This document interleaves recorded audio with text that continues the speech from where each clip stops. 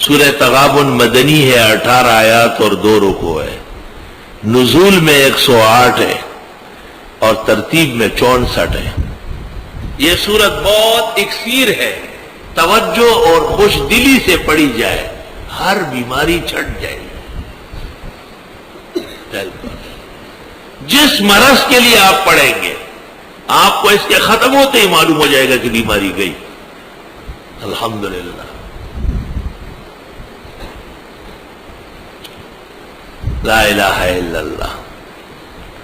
آپ پختانہ ہوتا تو بیماران و صورت ہوئی سوگنا جوڑے جو دوا تخامخا تلاوت کی۔